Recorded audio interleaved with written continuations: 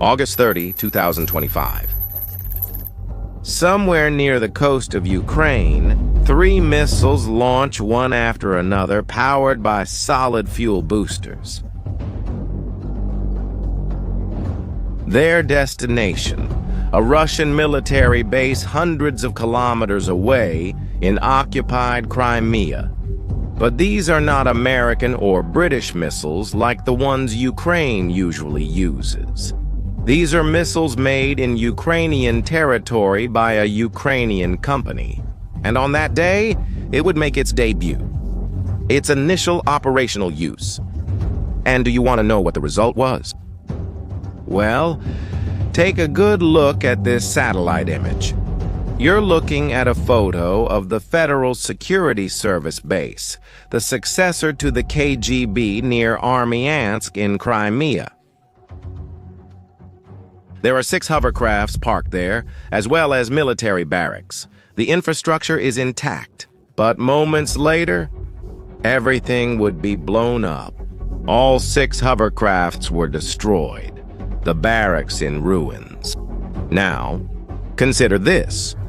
Each of those hovercrafts is worth millions of dollars. And each missile fired by Ukraine costs a fraction of that. The math is simple, but the result is devastating. But after all, what missile is this?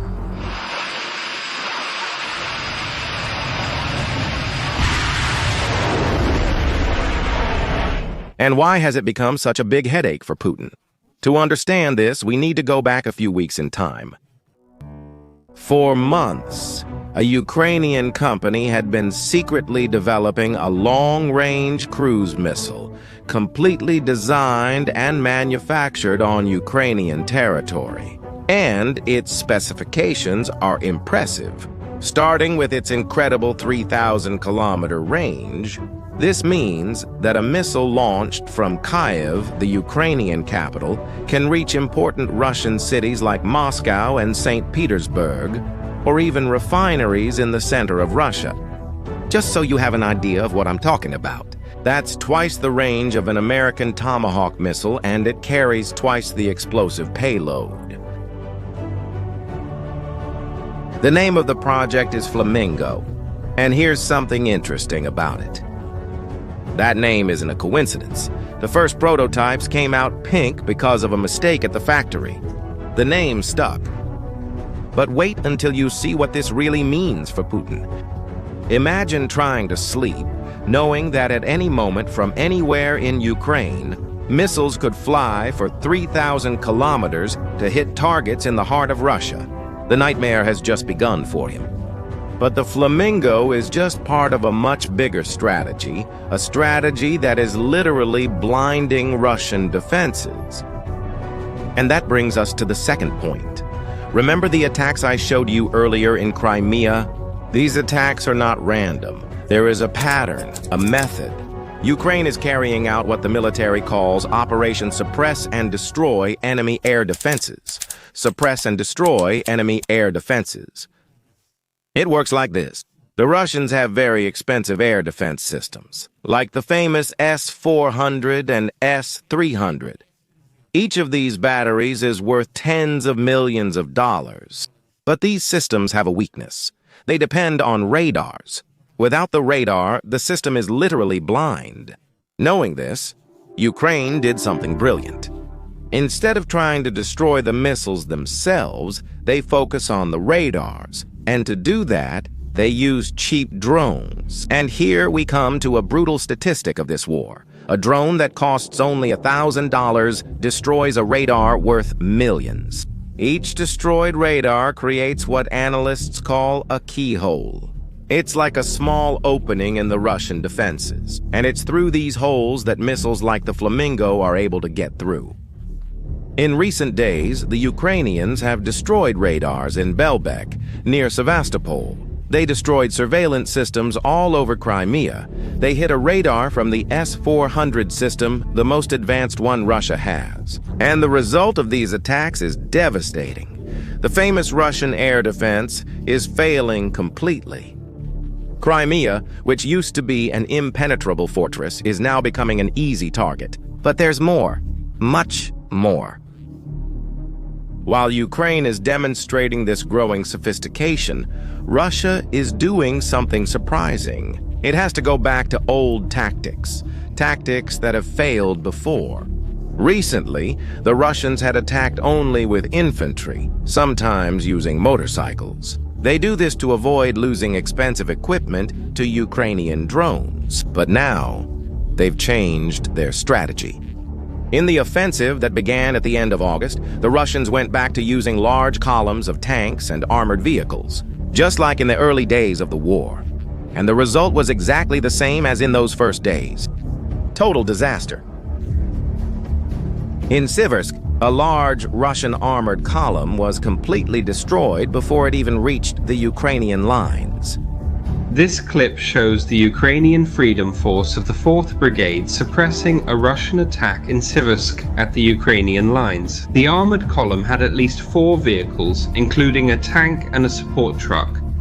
We see a fast-moving munition, which I think might be a sword. The gunner shoots at the leader of the A column and disables it. Next, some soldiers evacuate disabled vehicles and enter the tenderness tank. There's a short clip of a video where a tank fires with what looks like an artillery strike. A lot. In Mala Tokmarska, 2 T-72 tanks and 4 BMP armored vehicles were lost in a single failed action.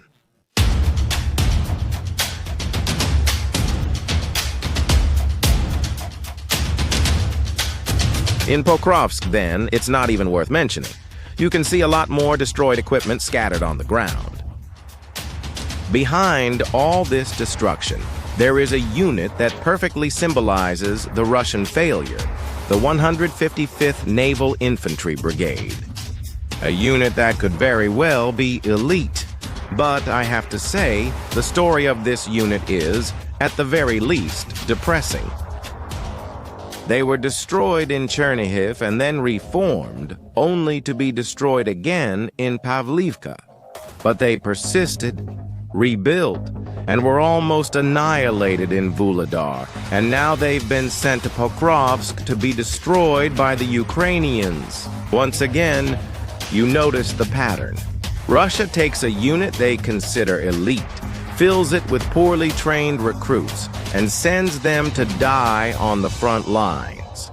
And they repeat this process many times. This unit has become a symbol of everything that's wrong with the Russian army. This shows something deeper. Russia is losing its best troops, its most capable formations, and replacing them with inexperienced soldiers. It's a military degradation that will last an entire generation. Now, let's talk about something that's happening far from the battlefields, but that could be even more decisive for the future of this war. Remember the refineries I mentioned at the beginning? They are part of a systematic Ukrainian campaign, an economic war that is strangling the Russian war machine. So far, the Ukrainians have taken 17% of Russia's refining capacity out of operation. 17%. It may not seem significant, but it's like closing 1 out of every 6 gas stations nationwide. The result? Long lines to refuel all over Russia.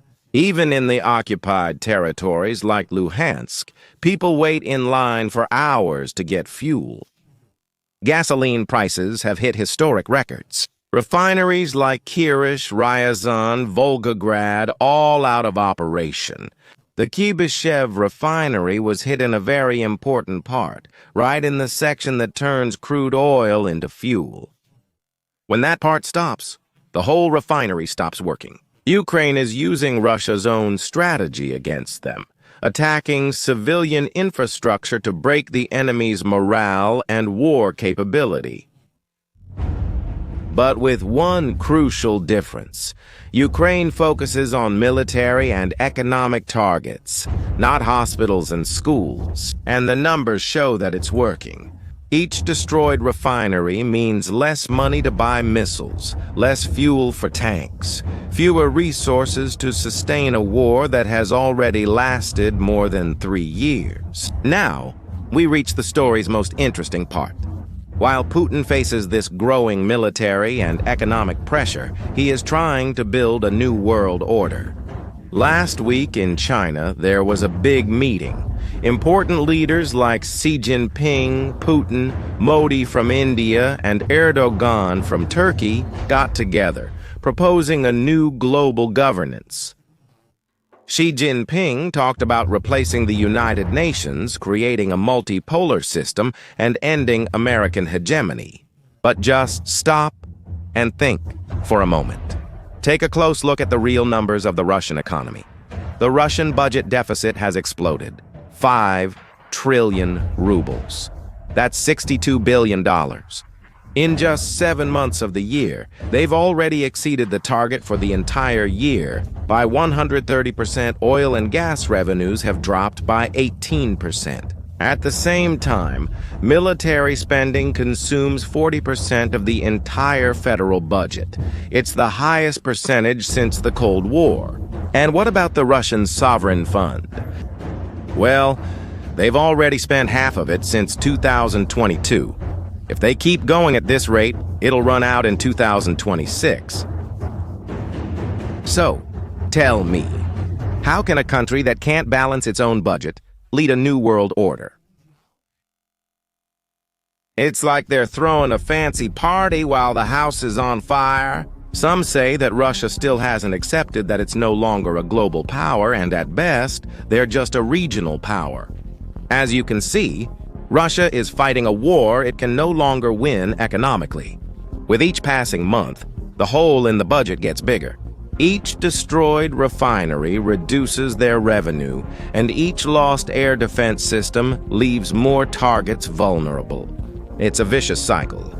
Less money means fewer new equipment. Fewer new equipment means more losses, and more losses mean more spending to replace them. And the cycle continues. Meanwhile, Ukraine has started testing and making its own weapons. Each successful attack improves their tactics. The Flamingo is the perfect symbol of this change. 3 years ago, Ukraine was completely dependent on Western weapons. Today, they have missiles that surpass many American weapons in range and destructive power. Now tell me something. After everything you've seen today, do you believe that Russia will be able to sustain this war for much longer? Leave your opinion in the comments. I want to know what you think. If this content was useful for you, don't forget to subscribe to the channel and share it with anyone you think should know this information. See you next time.